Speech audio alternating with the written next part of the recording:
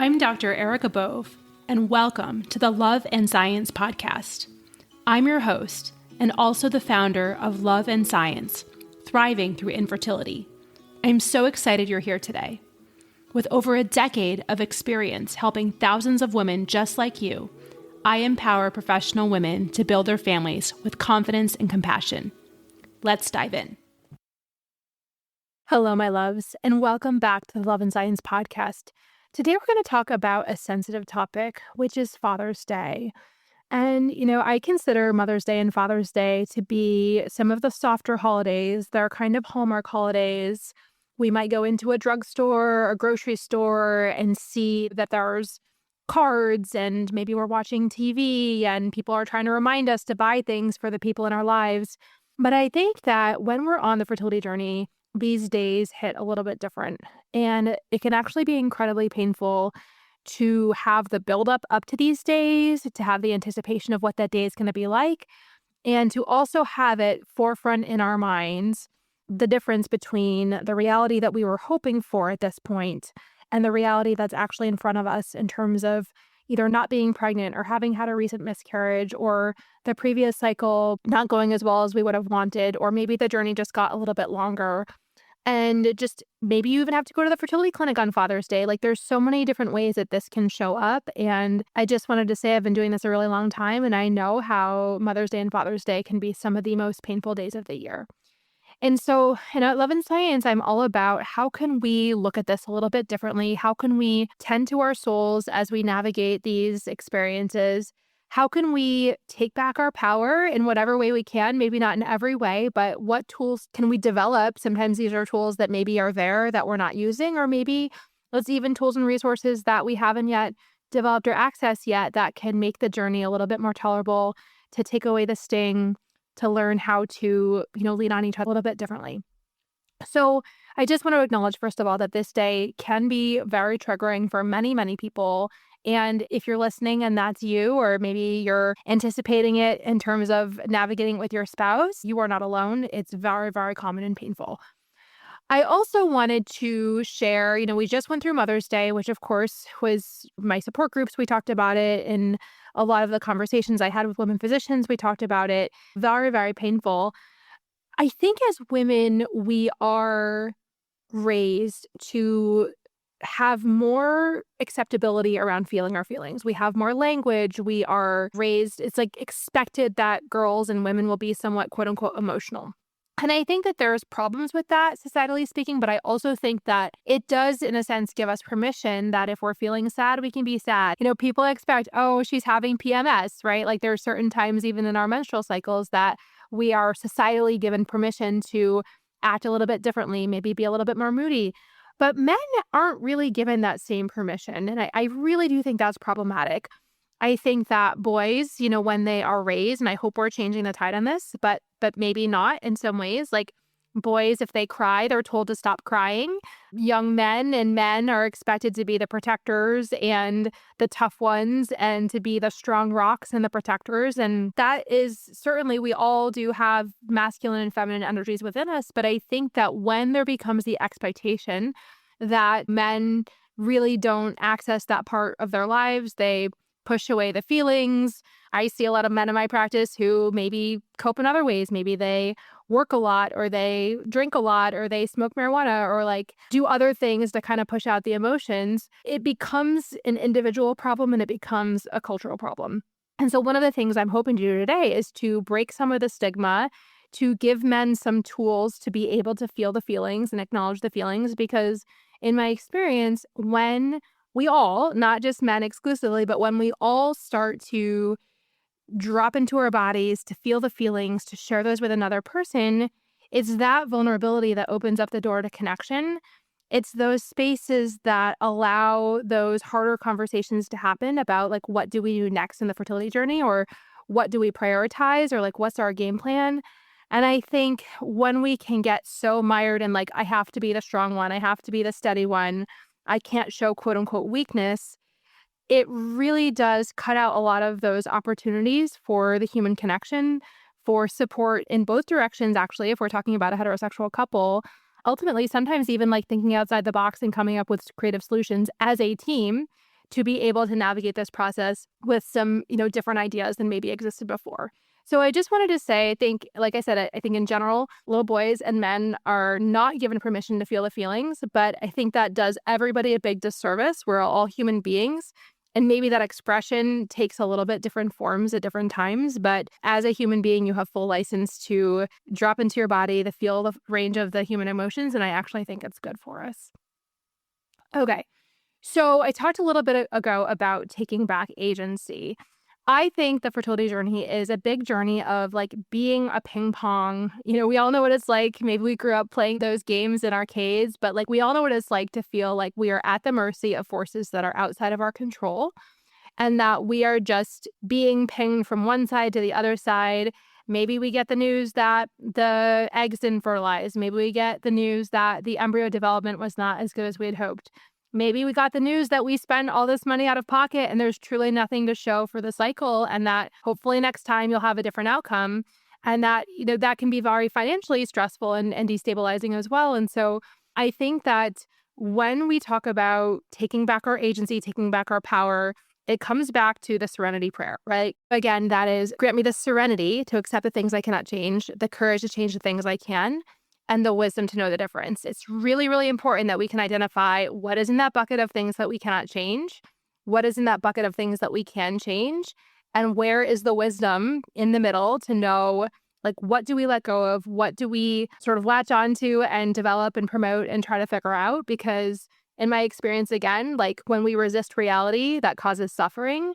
But when we actually can say, okay, what can I change? Maybe we can change the clinic. Like maybe we're not having the best experience with the clinic where we're at, or maybe we need to like think in a different direction. Maybe we can change our mindset. Maybe we can take the shift away from the fertility journey, taking the full picture, the full landscape, and that it just becomes kind of in the background, like something we're doing, but it doesn't take all the energy. And so that thought, how can I take back my power? How can I make this a little bit less stressful, a little bit less prominent, a little bit less the thing that runs all of the conversations in the scripts? I think that's a really important question to ask.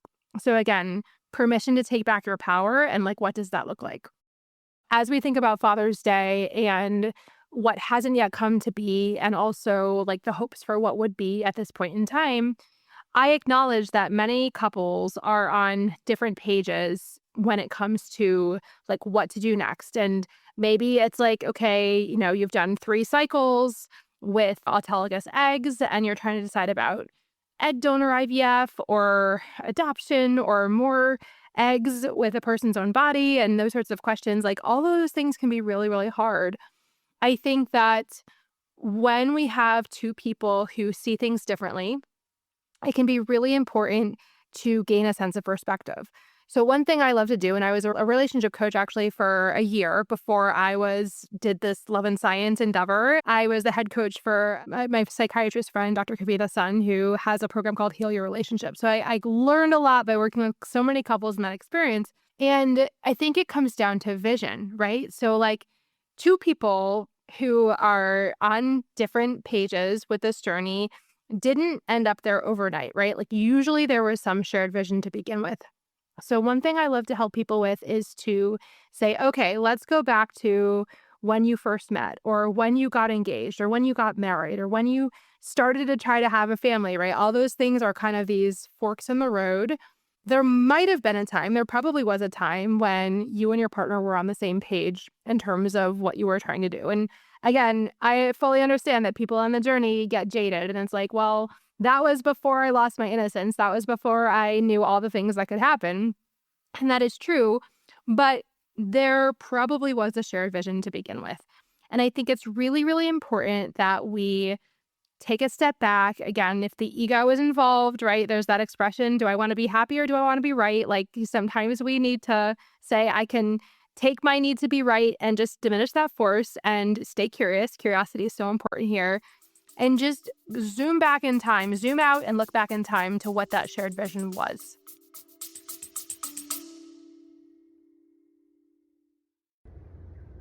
Hello, my loves. I am so excited to share this news with you. If you are a female physician navigating the fertility journey and you want a structured, evidence-based plan, I have created a free resource for you. It's called the Physician Fertility Roadmap. I have created a guide to help you optimize your chances of pregnancy and a successful outcome over the next 6 to 12 months. Check out the link in the show notes. Love you. Bye. I find this to be incredibly important. Maybe in the beginning you were hoping for 3 or 4 children together, and now it's looking like you might be happy to get one child. I completely understand what that feels like. And I think especially men, and I know this is generalization, I think men as the protectors sometimes will see their wives struggling. And again, I understand this is a very conventional heterosexual way to look at, relationships. I know that there are same-sex couples who also struggle with this as well. But, for the sake of thinking about these typical gender roles, that men are often the protectors and the women are suffering, right? And I see this all the time in my doctor practice, my fertility practice. And then I also see it in my coaching practice as well, where their men are just like, I just want my wife back. I just want the suffering to go away. I want it to be like it was before when we could just like laugh and have fun and have a carefree afternoon. And now she's crying all the time and I can't bear to see her like this. I just want to make the pain stop. And there's this thought of like, okay, well, to make the pain stop is to stop treatments altogether or to just transition our focus to something else. And it's often the woman in the relationship who's like, no, I want to keep going. I want this really badly. And that's where people can get kind of on different pages. And so that's why I'm saying if we can like zoom out and look at the big picture, look at what the original goal was, see maybe where, that separation has happened and over what particular questions or issues. And then just remember, like, go back in your minds to that time when you were aligned on this process. Go back and start to think about the values that you actually share, because there probably are shared values. Like most people don't marry somebody who on like different planets, different islands, right? Most people have some commonality that drew them together in the first place. And so coming back to that shared vision, I think is really important to say, okay, well, maybe if 4 kids aren't in the cards for us, how can we maximize the chances of having one? Or maybe if there are conversations we need to have about third-party reproduction, then how can we have those in the safest, most supportive way possible? And also drop the blame. Again, sometimes this can be like, well, it's because you have this toxic habit, or it's because you did this, or you don't do this. Like, fertility is not a game of blame. This is a partnership. This is me and you versus infertility, not me versus you, right? So I think sometimes we have to remind ourselves to get back on the same team and drop the blame and give each other grace because we're all human. But I think that, again, coming back to that original vision and coming back to the same page, even if it's just like not even you agree with the next step, but just coming into that space together, I think can be incredibly helpful as it comes to navigating some of the pain of these holidays that bring up that divide. Okay, so what else can we talk about that would be useful? One thing I did learn as a head coach for the relationship coaching practice was a framework for talking about feelings and needs and requests. And so, again, communication is one of those things that depends a little bit on your family of origin and how people did or did not communicate well in those situations. But especially as we take ownership as adults in this world for having the best relationships we can have, it really starts with ourselves. And so that's where I say, okay, for the men who might be listening to this podcast, drop into your body, get curious about what feelings are there, know that no feeling is going to kill you, and consider sharing this with your partner. And when we start with our own inner landscape and then choose to share that with another person, that is just like infinitely powerful. And so the framework that I learned from Dr. Sun is to say, okay, when this happens, I feel X. So maybe it's when this happens, I feel scared, or I feel threatened, or I feel hopeless, or I feel powerless, like those different things. When this happens, I feel angry, like anger. Gosh, we haven't even talked about that yet on this podcast today, but so much of the fertility journey involves intense anger, especially for men who are the protectors, who are furious that this hasn't happened, right? Furious that the fertility clinic can't get it right. Furious that that perfect embryo didn't take. Like there's so many reasons to be angry on this process, right? So when this happens, I feel, say maybe angry. The next sentence is, what I need is Y.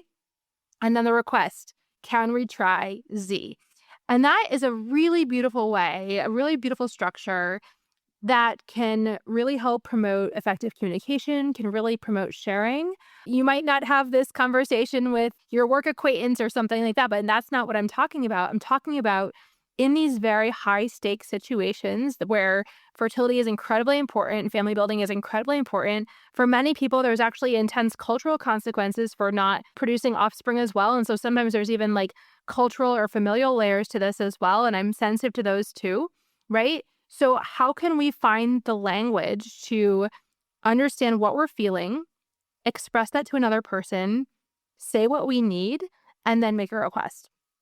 Now, the caveat is that sometimes some people may not be able to honor our request. So I might say, when this happens, I feel sad. I think I really need an afternoon with you where I can process some of my emotions. And so, can we schedule this for XYZ weekend? If I'm in a relationship and my partner is freaked out by that or doesn't feel like they can give that or whatever, like I have to be prepared that that request might be met with a no. But this is why we always go to these conversations by trying to fill our well at least halfway first, because if we make a request and our own well is already halfway full, that lands so much differently than if we were going to somebody with a completely empty tank and saying, like, hey, I need you to make everything better, or I need you to fix this now, or, it's almost like this desperate energy of the request. But if we do know at the end of the day that we do have our own back, but we are really looking for a partnership. We're really looking for a teammate, a true partner, conspirator, right? In this endeavor that is building the dream life together. And especially if that used to exist and has gotten lost somewhere along the way, I think that can be a very nice framework for reconnection and coming back home to each other. Especially, we all know that infertility is incredibly isolating. And I think when I talk with people about, what's the hardest part of this journey for them, I'd say at least 70% say it's the incredible isolation I feel. I feel isolated from myself. I feel isolated from my partner. I feel isolated from my friends and my family. And I think some of the loneliest, this is a vulnerable share, but I think some of the loneliest times in my entire life was when I was married and unable to connect with the person I was married to, and not when I have been single, right? Because I was able to come home to myself. But when we have the expectation that we should be able to connect, or that person is literally right there, and we're not able to engage or connect in a way that we're hoping to, I think that's some of the deepest sadness. And so, if that resonates for you, I just wanted to hold some space for that, because there are ways through, but I think we first have to acknowledge our own pain in those scenarios and then ask, like, how can I soften? How can I share? How can I invite that reconnection in the way that maybe it won't happen, which can also be quite painful. But is it worse to just assume it's never going to happen, to shut down and withdraw completely forever? Or is this reconnection worth a chance? And I think sometimes we can look at these as opportunities for renewal, regrowth, and reconnection. Okay, curiosity. Let's talk about that. One of my favorite questions is, what is it like to be you right now?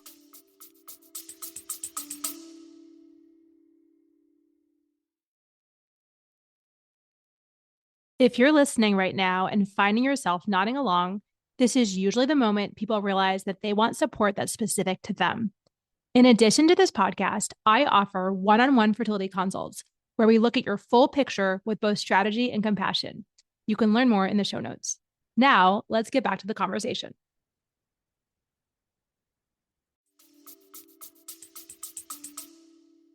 So much in this process, we can get so focused on my body's failing me, or this is never going to work, or my doctor has given up on me, or the clinic is such a nuisance to deal with, and all those different things. So we have our own internal world, and our partner has their own internal world. And sometimes we don't stop enough to say, like, hey, I know this is how this is hitting me right now. Like, what is it like to be you right now? And maybe there's one person in the relationship who's a little bit more focused on the finances. Maybe they've sort of taken that role and they're really, really concerned adding up the math at the finances of all this, especially if it doesn't pan out. And I think that's real. I think we have to acknowledge that. Maybe I've heard from many, many people who have said to their husbands, like, you should divorce me because you deserve to be a father. And I feel like I'm the problem here. And so it's killing me that I can't give this to you. And so you need to divorce me. And I know that may sound extreme, but there's probably a lot of people listening right now for whom that resonates, because there's a lot of shame. There's a lot of feeling like I'm inadequate. I'm not doing my part. This person could be achieving this aspect of their life if it wasn't for me. And that can be very burdensome over time, right? We all know that we like fight or flight or freeze or withdraw. Like we do all those different things in response to significant life stressors. And if you handle things one way and your partner handles things a different way, sometimes those mismatches can, increase that divide. So that curiosity, again, we all have curiosity when we meet people for the first time, when we enter into new relationships. It's such a beautiful thing. But I think sometimes over time, like that can get shut out, we can withdraw and forget about that. But what if we could invite that curiosity in at this point in the journey and just ask the question, hey, like, what is it like to be you right now? Like, what are your thoughts? What are your feelings? What are your fears? What keeps you up at night? What are you most worried about? I would be really, really interested to hear some of those answers to those questions because that's often where the good stuff is, right? And again, I don't think we can be curious and judgmental at the same time. So if we have judgments about another person, or if we have condescension even, or, just try and check that at the door and to see with fresh eyes and to say, you know what, like, I'm going to go in without any assumptions here. I'm truly here to be curious about the person who I've chosen to spend my life with and am on this journey with, and just see what comes up. It might be some inner child stuff. Like we all have unresolved stuff from our childhoods that, no matter how much therapy we do, there's always more layers. And there are great therapists and coaches and who can really help us reparent the inner child and internal family systems and all those different things. But I think unless we ask those questions, all those things stay buried. And then we never really have the opportunity to see or know our most important people. And again, I've been doing this a really long time and I have the deep curiosity about the human spirit and what motivates us. Like, I think at a very basic human level, we all want to be seen. We all want to be heard. We all want to be understood. And so what if we could start there, very open-ended, very open-minded, and see what comes up? Even if we can't change the circumstance of the infertility, which is quite painful, I think if we can connect through it, if we can use it as an opportunity for more closeness, more intimacy, more conversations, more teamwork, that's where I really see the opportunity here in the things that we can control, like what I was saying before. So again, lead with curiosity. It will not steer you wrong. And again, check your needs to be right at the door. Really show up in the space of like, okay, I'm intending to love. I'm intending to understand this person. I'd like to know them. I'd like to see them. And that's where we start, right? There's that prayer from St. Francis, like, let me not seek to be understood as to understand. And then there's all those different things that flow from that. Like what we actually craved in life, we started by showing up for other people. Like if we seek to be loved, we show up with love. If we seek to be understood, we show up with curiosity for another person. Think about what that would do for your relationships if we could start there. Okay. So let's talk a little bit about how to support a loved one. So maybe you're listening to this podcast and you don't have infertility yourself, but you know that somebody in your life, maybe it's your son or daughter, or maybe it's your neighbor, or maybe it's a friend or a coworker, like maybe they're really struggling right now and you're trying to figure out how to help them navigate it. Okay. So I think the first thing to do going into this Father's Day weekend is to have an incredible amount of sensitivity that this is a really, really hard weekend for people. It's almost like somebody has died, right? Because it's the loss of a dream. And not that that dream can't be rekindled, and not that this is not going to happen for people in the next 3, 6, 12 months. It's not to say that, but it really is a very somber and painful experience because, fertility, it's like nobody thinks they're going to have infertility. And then when it's them, which is 1 in 6 couples in general, 1 in 4 female physicians, 1 in 3 female surgeons, even wives of male surgeons actually have more fertility issues than you would expect. Like just thinking about, okay, I'm going to handle this in a situation where I have the perspective that this is very sensitive, this is very vulnerable, and I want to show up with love in the face of understanding this is a very difficult weekend. So if you are listening to this, this is a huge trigger, like are planning to make a pregnancy announcement at some point in the near future, please do not use this weekend to do that. That is really, really cruel is the word that's coming to mind because I see people all day, every day who are dealing with the triggers of baby announcements. But please have some sensitivity that this is not the right weekend to do that for many, many reasons. It's kind of like rubbing salt in a wound. So please choose a different time if that is going on in your life. Also, I love this, like check in ahead of time. So say like, hey, maybe a couple of days before, hey, I know I'm seeing you at the barbecue this weekend. I know you and your partner are going through a lot right now. Like, do you want to talk about it? Do you not want to talk about it? Do you want some space? That's so powerful because it really puts the ball in their court, right? Like there's so much about this fertility journey that feels out of control and powerless and all those things. But I think that if we can give people back that agency to say, if you want to talk about it, I'm here. If you don't want to talk about it, like we don't have to talk about it. it's just so nice because so many people go into these family gatherings and weekends and things with a lot of anxiety of like, what's going to come up? And if it comes up, how do I respond? It just like takes all of that out of the equation. So again, checking in ahead of time, just seeing how people want to handle it, I think can be a very powerful way to show your support. Also, gratitude. I love gratitude. I think that, there are so many people who have parental energy, even if they are not parents themselves. Like I always talk about my godmother, my Aunt Lynn, who never had biological children herself. She did have children, she raised two children through her wife and their two children as well. But I think that just thinking about how much parental energy she gave me as I was growing up, even though I was not her biological child. Even still, like we just even touched base this weekend and this morning, and like I just feel so grateful for her presence in my life. And she has so much nurturing energy, so much love in her heart to give, and so much wisdom and perspective. I always make it a point, try to on Mother's Day, to like thank her, not just her birthday and other holidays, but I think that we have to acknowledge people who have this parental energy in our lives, this nurturing energy. Like I can think of my own brother and his wife who don't have any children of their own, but like they are just such an amazing aunt and uncle, like my entire giant family. They're just like beloved in our family. And so I think my plan to like say to my brother on Father's Day, like, hey, thank you so much for just the amazing uncle you are across the board in our family. Like, I think that's really powerful because he really does have some, and she does too, on Mother's Day. I wished her a happy Mother's Day this year. Like, it's so beautiful to be around people who are so loving to all the children in their lives. And calling that out, I think, in real time is really important. I also think that, people who are dog parents, we don't talk about that enough too.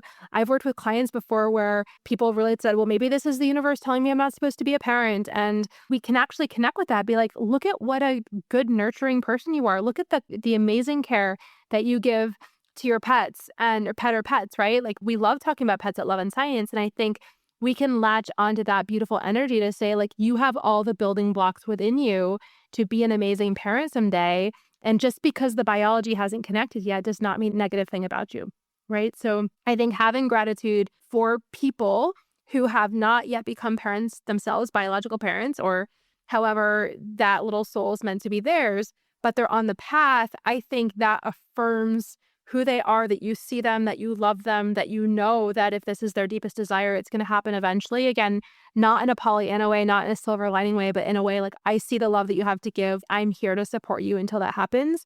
I think that can be really, really powerful. Okay, so again, number one, sensitivity. Number two, check in ahead of time, give people back their power. And then number three, have gratitude for the people who maybe don't yet have children of their own, but you see them, you see their energy, and you know what incredible parents they're going to be someday. Okay.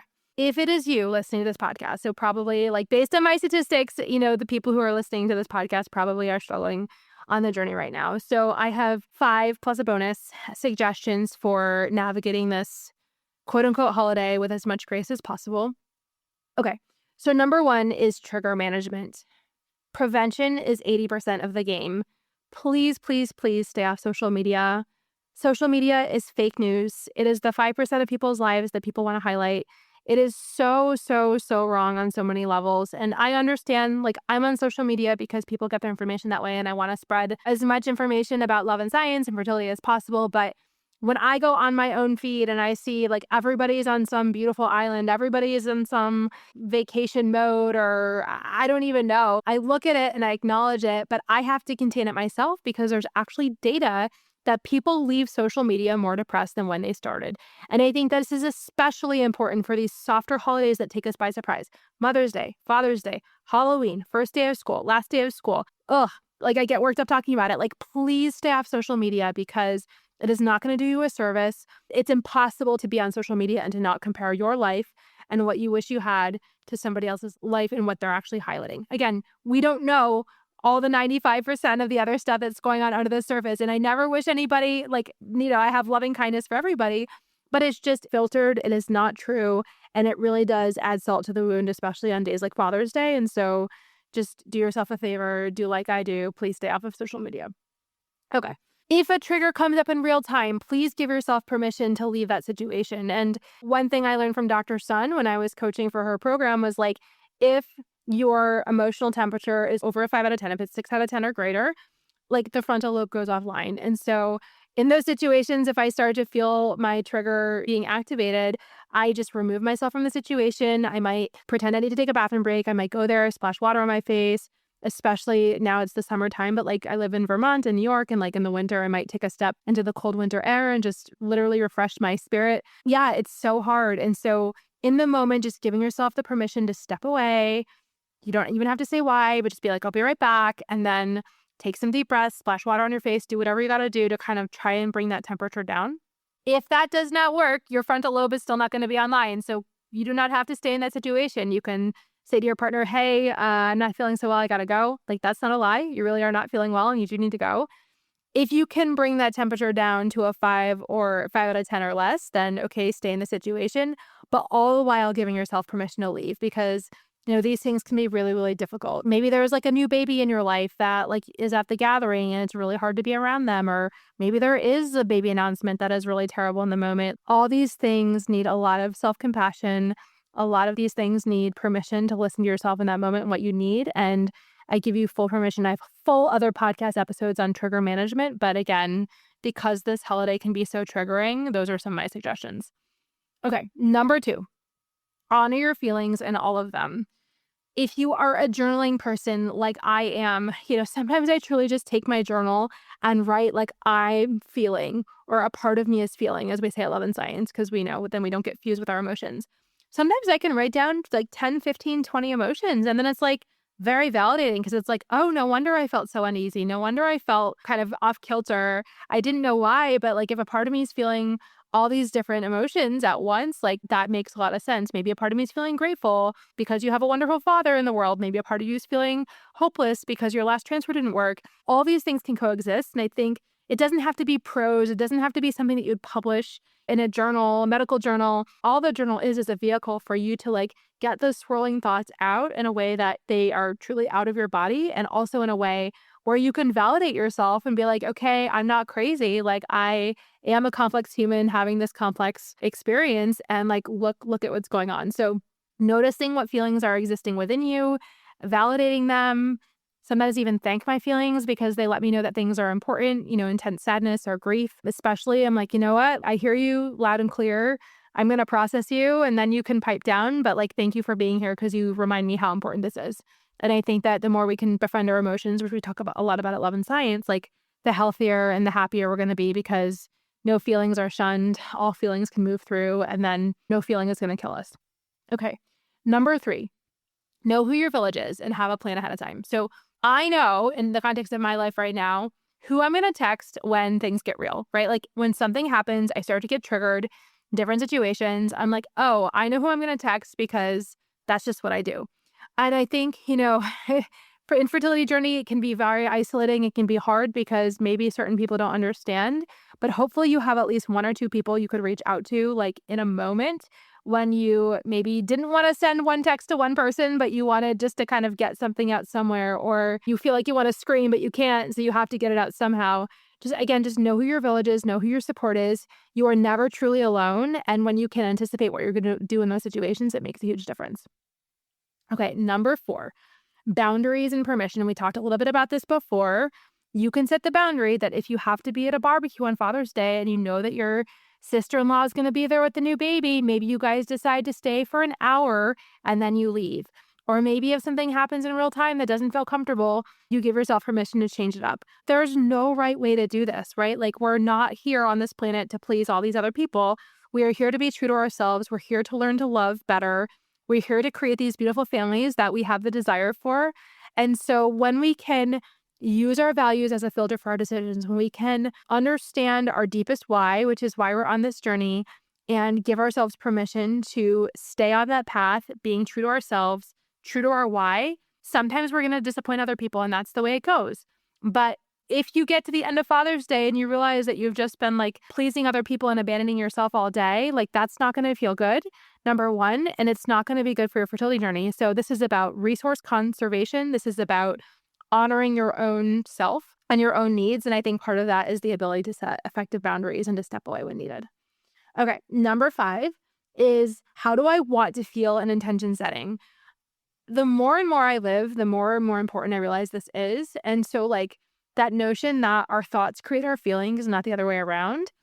Anytime I'm about to go into a situation where I'm maybe a little bit anxious or a little bit nervous or a little bit uncertain, it really helps me to think ahead of time, okay, how do I want to feel? If I can't change the circumstance, which is fertility journey, or maybe like big family gathering, which I tend to find, and I love my family, but like I do find these big crowds like overwhelming and things. Like if I think about, okay, going to the situation, I want to feel grounded. Going into the situation, I want to feel steady. Going into the situation, I want to feel hopeful. Sometimes a stretch, but some people are able to say, I want to feel hopeful. I want to feel peaceful. I want to feel supported. When you start with the intention that you like the feeling that you want to feel overall, again, not that the boat can't get rocked, but kind of like as a starting place, we tend to generate thoughts that then support that feeling, then our actions flow from that, and then we start to see the results that we want in the world. And again, this is coaching 101.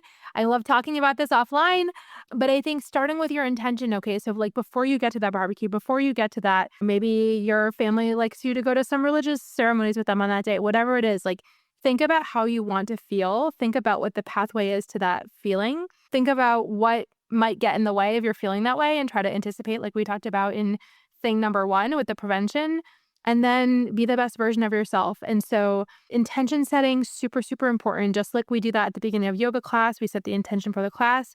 Being very intentional about how you want to show up, especially in a situation that might be a trigger minefield, I think is really, really important for keeping our center.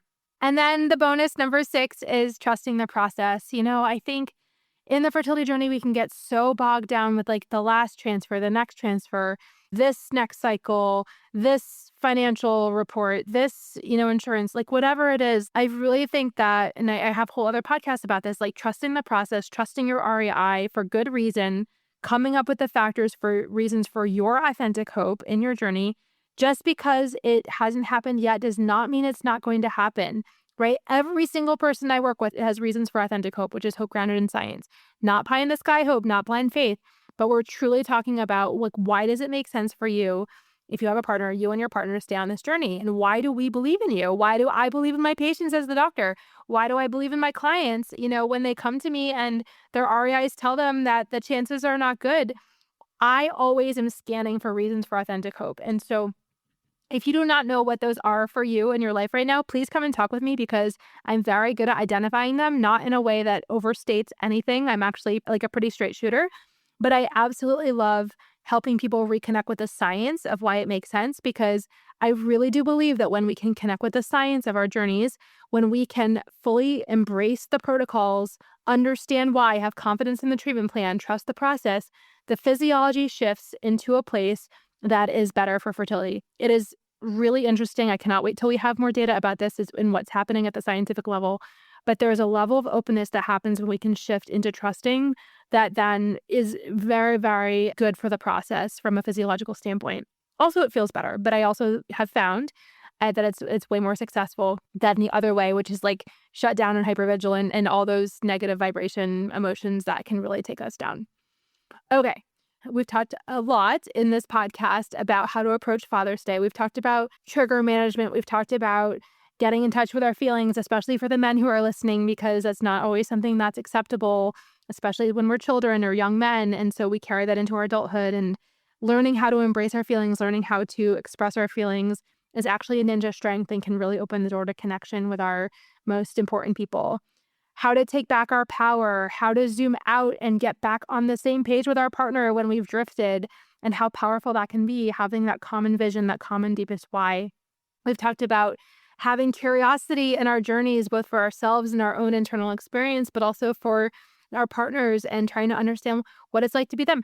You could even say, what is it like to be you right now with Father's Day around the corner? I know that can be hard for me, what it's like for you. And maybe that's like the kind of stem for a whole conversation. Again, coming from a space of curiosity and not judgment, giving other people grace, the grace that you would like for them to have for you, right? As we're all humans approaching this process, I think it's super important. And then we also talked a little bit about, if you do not have infertility yourself, but you're supporting a loved one, some of those tips and tricks to help really offer support that is support and not sort of fake support. And then also, if it's you, some strategies of getting through this weekend with more grace, more tools, more agency, more love, more support, so that time will keep passing Intentional distractions are not bad as long as they're intentional. And then just know that the Monday will come and you will get on with your life. And if you are doing this in a way that is aligned and you have the support you need and you are able to understand the plan and keep moving forward, there is a pathway to parenthood for you. And I fully believe that for every single person. So with that, I will say you are in my heart. You know how much I love you. I know how hard this day is for each of you who's listening to this podcast right now. And I see you. You're not alone. There are resources, there's support, and time will keep passing. So until the next time, my loves, bye. Thank you for listening to the Love and Science podcast. I'm so glad you joined us today. If you found this conversation valuable, if you could please rate, review, and share this podcast with your trusted people, it would mean so much to me. If you want more tools to help you navigate the fertility journey, please book a discovery call with me today. The link is in the show notes. Please do not let infertility have the final word. I'm here to take the burden from you so that you can achieve your goal of building your family. In gratitude, this is Dr. Erica Bove. I'm rooting for you always.